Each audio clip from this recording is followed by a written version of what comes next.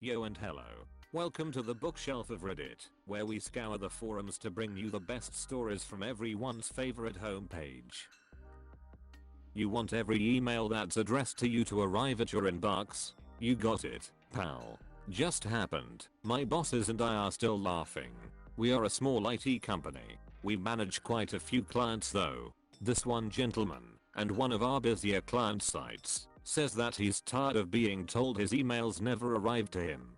We look it up and yes, a couple of legit emails got tangled up in the spam filter. No big deal. We whitelist the sender and release the message. No, not good enough for this guy. He calls back screaming, "I order you to let any email addressed to me come to my inbox." I advise him that I'm going to have to transfer him to IT security and he's going to have to, on a recorded line, say he understands and accepts responsibility for yada yada yada. See, I did that because these guys get thousands of spam emails a day. A while back, several folks, this guy included, decided to give their email address and password to some unsavory website. Then did it again, and again, and again. So now they get easily 15 to 20 plus messages an hour to the entire organization. So he accepts, saying he just wants all his emails to go to him. We allow all messages to him to bypass the spam filter. 3 hours later, he has over 100 new emails. And they keep coming in. He calls back, furious, asking why his spam filter isn't working. Sir, you asked that all emails addressed to you arrive at your inbox. Update. So right around 4:45 PM today, he's calling our office and the call gets routed to me since I own the ticket. He's livid, shouting so loud my co-workers on the opposite side of the room can hear him. "Whatever you did to my email, I want it put back to the way it was. You fricked up my email and now I can't get any work done because my stupid notifications are going off every second." I calmly reply, "Absolutely, I'll go ahead and turn your spam filtering back on and all these emails will stop." Good. It's what you should have done in the first place. At the end of it all, nothing changed, and he's happy. God, I love IT work. Schedule requests are just that. Requests. I do not have to honor them. Both of my bosses. From 2003 to 2007, I washed dishes year-round in a restaurant and drove water taxis in the summer. Balancing both jobs was difficult as they both required schedule requests submitted by 5 PM on Wednesday. Both managers wrote their schedules vindictively towards people who requested days off. For instance, if you typically work 5 days a week and request 1 day off, you'll only get 4 days on the schedule that week. Also, both of them frequently scheduled me for shifts I had requested off, and upon confrontation, would insist that schedule requests are just that, requests. So since they were both being d-heads about schedule requests, I decided to stop requesting schedules that don't conflict, and start waiting till I receive my schedules, then trading shifts to make it work. I was able to make this work for 3 consecutive summers, but one week, both managers got annoyed that I wasn't working the schedule they had written and demanded I request approval before trading shifts to ensure nobody gets overtime. I thought that was a reasonable request, especially seeing as how I wasn't just giving away shifts, it was always an even swap. But the first time I requested approval for a shift swap, both managers denied the swap. Both managers told me I had to choose which job was more important to me. The water taxi manager thought his job was more important to me because it paid $1 more per hour plus tips, but he forgot it was just a dead-end summer job. The restaurant job manager thought his job was more important to me because he employed me year-round, but he forgot he cuts me back to 20 hours a week in the wintertime and pays peanuts year-round. I remembered my year to date income from tax season and realized that they both paid about the same per year until you consider tips, which I kept in a safe. I counted it out and realized it was about 3 times my year to date income from either job. In other words, the year-round job accounted for 1/5 of my yearly income. My summer job accounted for 4/5. On the day in question, I shut off my cell phone and drove a water taxi. The next day I went into the restaurant and learned that I had been removed from the remainder of the schedule due to no call, no show, voluntary termination. I explained that I had called many times. We had discussed at length that I wasn't going to be able to work that shift, but my arguments fell on deaf ears, and I've never been happier to not work somewhere. It's still my favorite restaurant and I eat there about twice a week. For years the manager would walk by my table and offer me my old job back, but I'd just laugh as I flashed a huge wad of cash to pay my bill.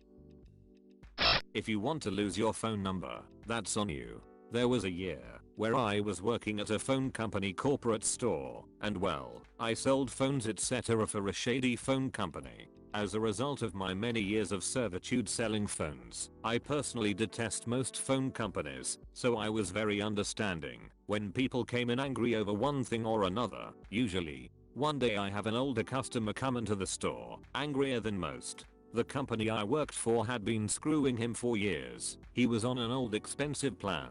He cold been on a cheaper one the whole time, had an extra line, etc. Long story short, if he or anyone who's previously worked with him did their due diligence and fixed his account, he'd have been spending $60 a month instead of $200. Now, normally when that kind of thing happened, I explain how sorry I'm that it happened, and that they can call a number, explain the situation, and sometimes they'll get their money back. And, in my defense, I started to explain that, when instead, I was interrupted with, "No, you've been screwing me for long enough, you're all con artists and charlatans. I want you to cancel my account now, I'm going to, competitor." I tried to explain. "Okay, that's understandable sir, but you don't want me to just cancel your account. If I do that before you move your phone number, you'll lose the number." Quick question. Do you think he listened to that little speech? Nope. Damn it son, I don't give a don about your freaking commission. Close my account. I try again. "Sir, that's not really a good idea, what you should." Cursing. So much cursing. "Well, alright, sir, I tried to warn you." I cancelled his account, just as requested. Guess who rolls in the next day? Company says I need to get information to move my phone number to them, and don't try to convince me to stay. Ha ha ha ha ha ha. Yeah, I'm sorry sir, here's the info, but it's not going to work. Excuse you? You told me to cancel your account? Your number's gone. BS. He leaves with the info. I had the next day off, but I called a work friend. He apparently spent 2 hours yelling at my manager about his now dead / defunct phone number he had for the previous 15 years.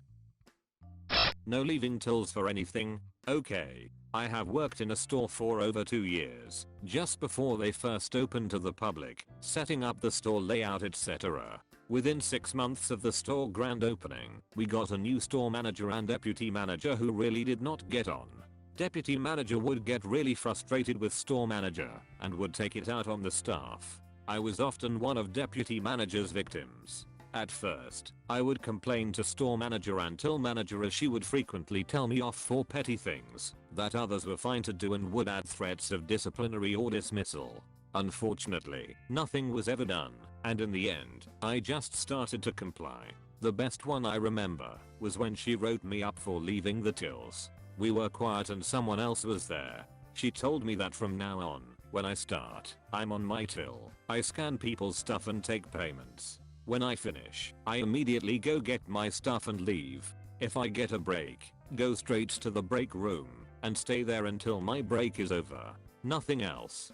She adds that failure to comply will result in my dismissal. She made a note of this and put it with my write-up.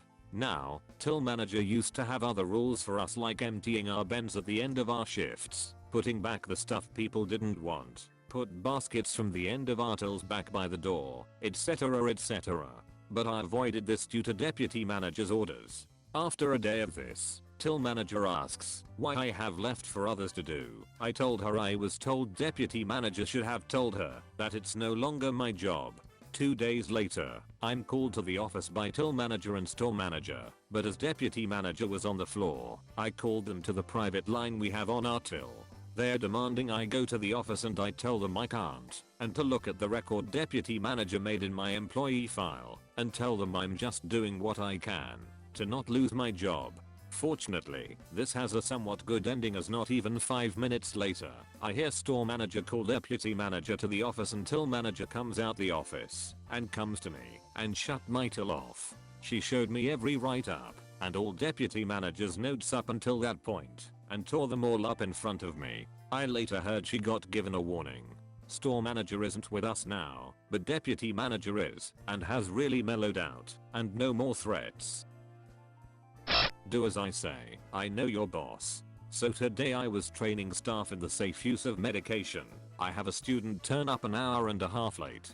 I politely inform said student that unfortunately they have arrived too late to attend the session as I would not be able to catch them up on the vital information they had already missed. I do always try where I can, but that much time is just too much for what I was teaching. It is not a subject you can skimp on. The conversation went something like this. Student, I don't see why you can't just catch me up during the breaks. Me, because they are also my breaks. Student, so, that's not my fault. Me, unfortunately it is your fault you are late, and I'm not willing to give up my lunch break. Student, I know your boss, so maybe you just let me take my seat and either catch me up during break, or at the end of the session. Or do I need to ring your boss to tell you that? So now for malicious compliance, I tell the student to go ahead and ring my boss, which the student does. My student starts ranting at my boss, and after about a minute my boss asks the student to put me on. I take the phone, look the student dead in the eye as I say, "Hey mum, what's up?" I honestly think I saw this guy crap himself. I explain to my mum what has been going on, and she asks to be put back on with the student. 30 seconds later, he is packing his stuff and apologizing deeply. I'm a health and social care lecturer. I train part-time and during holidays to supplement my income for my mother's training company. Turns out she did know him and not only taught him a new one professionally but personally as well. This woman raised 6 boys on her own. Thank you for watching. I sincerely hope you enjoyed the stories. If you did, please like and subscribe. We'll be actively releasing more Reddit stories, so be sure to hit that notification bell to be notified the moment a new video comes out. Later, my dudes.